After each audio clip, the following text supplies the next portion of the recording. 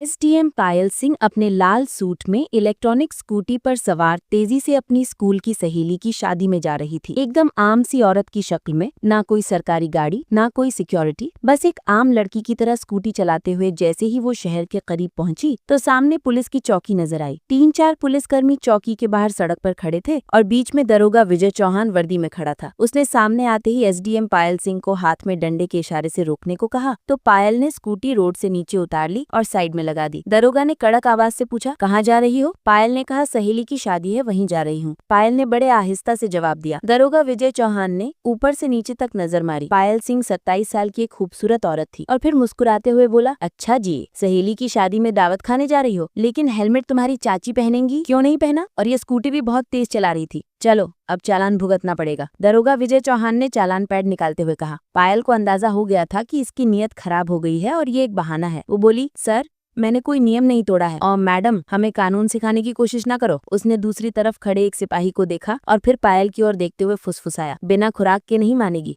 इसको तरीका सिखाना ही पड़ेगा। अचानक दरोगा ने जोरदार थप्पड़ पायल के गाल पर जड़ दिया। बहुत सवाल जवाब कर रही है, जब पुलिस कुछ कहे तो चुपचाप मान लेना चाहिए। पायल का सिर एक पल के लिए चकरा गया, लेकिन उसने खुद को संभाल लिया। उसकी आंखों में गुस्सा साफ छलक रहा था। चौकी इंचार्ज दरोगा ठहाका मारकर हंसा और अपने साथियों से बोला, लगता है अभी भी अकड़ बाकी है। अरे तेरे जैसी पता नहीं कितनी को सही कर चुका हूँ, लगता है अच्छे से सिखाना पड़ेगा। एक सिपाही आगे बढ़ा और बोला, सर इसे थाने ले चलो, वहाँ आराम से इसकी सेवा पानी करेंगे। दरोगा सिर हिलाकर बोला, हाँ इसे थाने ले चलते हैं। तब पायल को समझ में आ गया था कि इसकी नीयत क्या है और ये लोग कितने नीचे गिर सकते हैं। सिपाही ने पायल को बाजू से पकड़ा और झटका देकर खींचा और कहा, चल गाड़ी में बैठ। पायल ने झटक कर अपना हाथ छुड़ाया और गुस्से से बोली, हाथ लगाने की कोशिश मत करना वरना अंजाम अच्छा नहीं होगा। दरोगा का पारा चढ़ गया। उसने अपने एक सिपाही से कहा, इसका घमंड तो देखो। एक सिपाही ने आगे बढ़कर पायल के बाल खींचे और जबरदस्ती घसीटने की कोशिश की। पायल दर्द से करहा उठी, लेकिन अभी तक अपने बारे में कुछ नहीं बताया। वो देखना चाहती थी कि ये लोग कितने और कहां तक गिर सकते हैं। तभी एक पुलिस वाले ने गुस्से में उसकी स्कूटी में डंडा मारा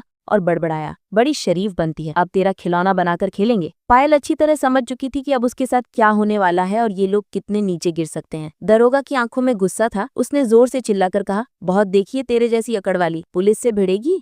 आज मजा चखाता हूँ, चलो ले चलो इसे थाने में, वहीं समझाएंगे। एसडीएम पायल सिंह अब भी चुप ही थी। उन्होंने अपनी पहचान बताने का कोई इरादा नहीं किया। देखना चाहती थी कि ये लोग प्रशासन को कितना बदनाम कर सकते हैं, कितनी हद तक ये लोग अत्याचार कर सकते हैं। दरोगा विजय चौहान अब झुंझला चुका था। उसके सामने एक ऐसी औरत खड़ी थी जिसके नरम मुलायम खूबसूरत गालों पर तमाचे पड़े थे, जिसके बालों को खींचा गया था, जिसे जबरदस्ती बाजू से पकड़कर सड़क पर घसीटा गया था। लेकिन वो अब भी किसी बुत की तरह बिल्कुल खामोश खड़ी थी, ना कोई चीख ना कोई आंसू। दरोगा विजय चौहान ने गुस्से से आंखें तरेड़ते हुए अपने सिपाहियों की तरफ देखा और गुर्रा कर बोला, ले चलो इसे थाने में, वहीं बैठकर सोचेंगे कि इस सिरफिरी औरत का क्या इलाज करना है। फिर क्या था, 2 सिपाही आगे बढ़े और पायल के दोनों हाथों को कसकर पकड़ा और धक्के देते हुए उसे घसीटते हुए जीप की ओर ले जाने लगे। तभी पहली बार पायल की आवाज गूंजी। उसने झटके से कहा, छोड़ो मुझे, लेकिन उस चीख में डर नहीं था, बल्कि एक ऐसा गुस्सा था जो अंदर तक खौल रहा था। दरोगा ठहाका मारकर हंसा और बोला, ओ अब जुबान भी चलने लगी है, चलो थाने में और देखेंगे कि वहाँ कितनी लंबी जुबान चलती है तेरी। थाने में घुसते ही दरोगा अपनी पूरी ताकत से चिल्लाया, ओए कहाँ गए, चाय पानी लगाओ जल्दी, एक स्पेशल माल आया है आज। पायल सिंह अभी बिना बोले थाने की दीवारों को देख रही थी। वो देख रही थी कि कैसे ये लोग उन बेगुनाहों के साथ पेश आते हैं जो कभी आवाज नहीं उठा पाते। तभी एक सिपाही दरोगा विजय चौहान की तरफ झुककर फुसफुसाया, क्या केस है साहब? सिपाही ने पूछा तो दरोगा विजय चौहान ने हंसते हुए कहा, अरे कुछ नहीं रे, कोई चोरी या कोई जेब कटी, जो मन करे लगा देना, बस अंदर डालकर इसका गुरूर तोड़ना है और ज्यादा सवाल नहीं पूछने। पायल तो सब कुछ सुन रही थी, लेकिन उसकी आंखें अब भी कुछ कहने से बच रही थी, जैसे वो चाह रही हो कि पुलिस वालों की गिरावट की ये कहानी खुद उनके मुंह से बाहर निकले। तभी दरोगा कुर्सी पर बैठ गया, हाथ में कलम लिया और टेबल पर उसे घुमाने लगा। फिर आंखें पायल पर गाड़ी कर बोला, नाम बता अपना, कहाँ रहती है, किसके घर की है? पायल चुप रही। दरोगा ने फिर सवाल दोहराया, सुना नहीं, नाम क्या है तेरा? लेकिन पायल की खामोशी अब भी वैसी ही थी जैसे कोई पत्थर की दीवार हो। तभी दरोगा ने टेबल पर इतनी जोर से हाथ पटका कि आवाज पूरे थाने में गूंज गई और गुस्से से चिल्लाया, सुनाई नहीं देता तुझे? नाम बता जल्दी। पायल ने बिना चेहरा बदले जवाब दिया, जी प्रिया शर्मा। दरोगा ने उसके चेहरे को घूरा और हंसकर बोला, ओह बड़ी समझदार निकली तू, झूठ बोलने में भी तजुर्बेकार है, लेकिन याद रख ज्यादा चालाकी की तो बहुत भारी पड़ेगी, गलती एक भी की तो पछतावे का वक्त भी नहीं मिलेगा। पायल को जबरदस्ती उस सड़े हुए लॉकअप में ढकेल दिया गया जहाँ पहले से 2 कैदी बैठे हुए थे। उनमें से एक ने पायल की तरफ देखा और बोला, बहन तूने क्या कांड कर दिया? पायल ने हल्की सी मुस्कान दी और कुछ नहीं कहा। अब वो बस देख रही थी कि ये पूरा तंत्र कितना सड़ चुका है। अगर एक एसडीएम को ऐसे बिना वजह अंदर ठूस सकते हैं तो फिर आम लोगों की हालत का अंदाजा लगाना मुश्किल नहीं। पायल अब उस कोठरी के कोने में बैठी थी, सब देख रही थी, सुन रही थी और हर हरकत को समझ रही थी। दरोगा विजय चौहान ने एक झूठी रिपोर्ट बनवाई और बोला, इस पर चोरी और ब्लैकमेलिंग का केस ठोक दो। फाइल मेज पर मारी और कहा, चलो जल्दी। एक सिपाही ने पूछा,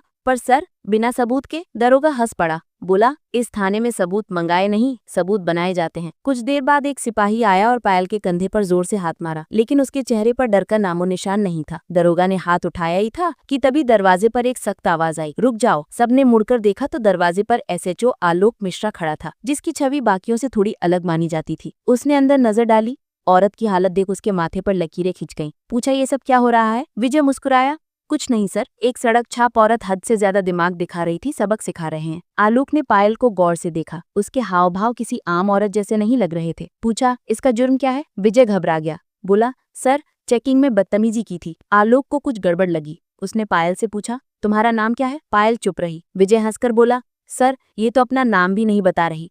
अब आलोक पूरी तरह से चौकन्ना हो गया था। उसने सिपाही को हुक्म दिया, इसे अकेली कोठरी में डालो। विजय हैरान रह गया, लेकिन सर, आलोक ने सख्ती से कहा, मैं खुद रहूंगा इसके पास। उसके आदेश पर पायल को एक दूसरी कोठरी में बंद किया गया, जो पहले से भी ज्यादा बदबूदार और अंधेली थी। पायल ने चारों तरफ नजर दौड़ाई। एक कोने में टूटा हुआ टेबल पड़ा था और पास में एक जंग लगा लोहे का रॉड पड़ा था। अब वो इस गंदे सिस्टम का असली चेहरा और करीब से देख रही थी। हर पल उसकी आंखें ये समझ रही थी कि कानून बस फाइलों तक सीमित रह गया है। तभी एक सिपाही दौड़ता हुआ आया और बोला, सर बाहर एक बड़ी गाड़ी खड़ी है। विजय चौहान डरकर चौंक गया, पूछा, गाड़ी कौन सी है? सिपाही घबराते हुए बोला, सर गाड़ी सरकारी है। वो जल्दी जल्दी बाहर गया और जैसे ही गाड़ी के अंदर झांका, उसकी आंखें फटी की फटी रह गई। वो हड़बड़ाकर वापस आया और धीमे लहजे में बोला, सर डीएम साहब आए हैं। विजय चौहान का चेहरा पड़ गया। आलोक मिश्रा भी चौकन्ना हो गया, क्योंकि अब मामला सीधे ऊपर पहुंच चुका था। डीएम साहब ने थाने में कदम रखा और उनकी आंखों में गुस्सा साफ दिख रहा था। उन्होंने विजय चौहान की तरफ देखा और कड़क आवाज में पूछा, दरोगा विजय चौहान, यहाँ क्या तमाशा चल रहा है? विजय घबराया हुआ बोला, कुछ भी नहीं सर, बस एक छोटा सा केस है। डीएम साहब ने टेबल से फाइल उठाई और ध्यान से पढ़ी। उनके माथे पर बल पड़ गए। फिर उन्होंने कोठरी में झांका और बोले, ये कौन है? सर इस औरत पर 420 और ठगी का केस है। डीएम साहब ने पूछा, सबूत है तुम्हारे पास? उन्होंने फिर पूछा, क्या कुछ सबूत है तुम्हारे पास? अब विजय पूरी तरह फंस चुका था। डीएम साहब ने औरत से सीधा सवाल किया, क्या नाम है तुम्हारा? और पहली बार पायल सिंह ने हल्की सी मुस्कान दी और बोली, एसडीएम पायल सिंह। पूरे थाने में सन्नाटा छा गया, सबके चेहरे उतर गए। विजय चौहान के तो हाथ पैर कांपने लगे, बाकी सारे सिपाही चौंक कर खड़े हो गए। विजय के पैरों के नीचे से जमीन खिसक गई। वो अफसर जिसे वो ठग समझ रहा था, वही अफसर निकली जो पूरे जिले का कानून चला रही थी। असल में वो कोई मामूली औरत नहीं, बल्कि वही औरत खुद एसडीएम पायल सिंह निकली, जिसको सड़क पर घसीटा गया, बाल पकड़कर खींचा गया, थप्पड़ मारे गए। जैसे ही ये बात सबके सामने आई, पूरे थाने में खलबली मच गई। सब सिपाही तो सन्न रह गए। डीएम साहब ने अपनी तीखी नजर दरोगा विजय चौहान पर डाली और गुस्से में बोले, विजय चौहान, तेरी इतनी हिम्मत कैसे हो गई कि तू एक सीनियर अफसर पर झूठा इल्जाम थोपने लगा? विजय कुछ बोलने की कोशिश कर ही रहा था कि वहीं खड़े एसएचओ आलोक मिश्रा जोर से बोले, सर मैंने तो पहले ही कहा था कुछ गड़बड़ है। अब तो विजय बिल्कुल अकेला पड़ गया था। तभी पायल ने अपनी शांत लेकिन सख्त आवाज में फैसला सुनाया और बोली, विजय चौहान, तू अब नौकरी से गया, तेरी सस्पेंशन पक्की है और तेरे खिलाफ अब मुकदमा भी चलेगा। ये सुनते ही विजय की तो जैसे सांसें अटक गई।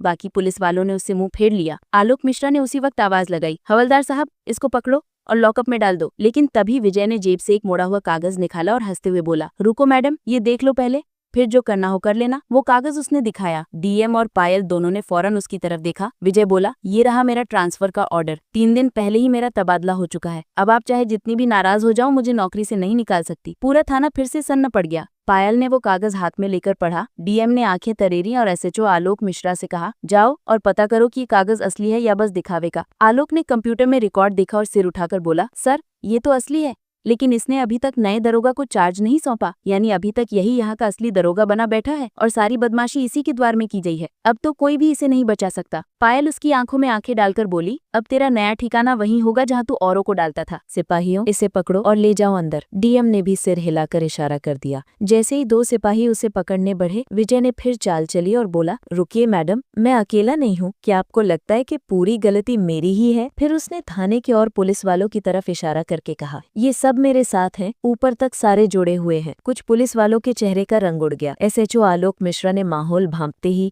एक एक को घूरना शुरू कर दिया। पायल ने डीएम की तरफ देखा और बोली, अब ये पूरा थाना ही साफ करना पड़ेगा, कोई बचा नहीं रहेगा। डीएम ने भी कहा, जो हुक्म मैम, अब एक एक का हिसाब लिया जाएगा। और जैसे ही जुबान से ये बात निकली, थाने में जैसे बिजली गिर गई हो। थाने के बाहर कुछ पत्रकार चुपचाप खड़े थे, जिनको पहले से शक था कि थाने में कोई बड़ी खिचड़ी पक रही है। जैसे ही उन्हें ये खबर लगी कि पूरा थाना लाइन हाजिर कर दिया गया है, वैसे ही उन्होंने अपने मोबाइल से खबरें इधर उधर पहुंचानी शुरू कर दी।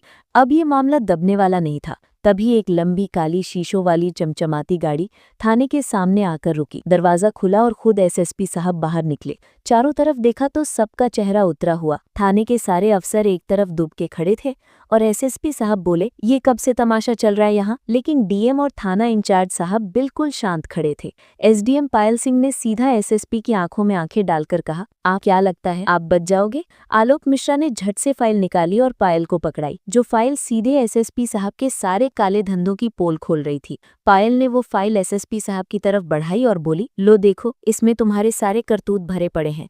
एसएसपी साहब के माथे से पसीना टपकने लगा।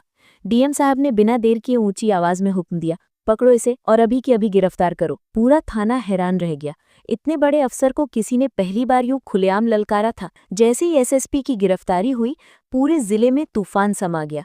मामला अब ऊपर तक पहुंच गया था। सीएम तक बात पहुंची और वहीं से सीधा हुक्म आया, जिले में जितने भी अफसरों ने मिलकर गड़बड़ी की है, उन सबको पकड़कर अंदर डालो। अगले ही 2 दिन में पूरे जिले से 40 से ज्यादा पुलिस अफसर, 10 से ऊपर बड़े अफसर और गिनती भर के नेता गिरफ्तार कर लिए गए। पूरे रामनगर जिले की हवा बदल गई। अब चारों तरफ बस एक ही चर्चा थी, एसडीएम पायल सिंह की ईमानदारी और हिम्मत, जिसने पूरा सड़ा गला सिस्टम हिलाकर रख दिया। अब प्रशासन में एक नई रफ्तार थी, एक नई सोच थी और सबसे बढ़कर एक डर था कि अब कोई भी बच नहीं पाएगा। पायल सिंह का काम अब पूरा हो चुका था। उन्होंने दिखा दिया कि अगर अंदर से इरादा साफ हो तो सारा का सारा मुल्क भी सुधर सकता है। तो दोस्तों, अगर ये कहानी पसंद आई हो तो लाइक करें और चैनल को सब्सक्राइब करें। बेल आइकन का बटन भी दबाएं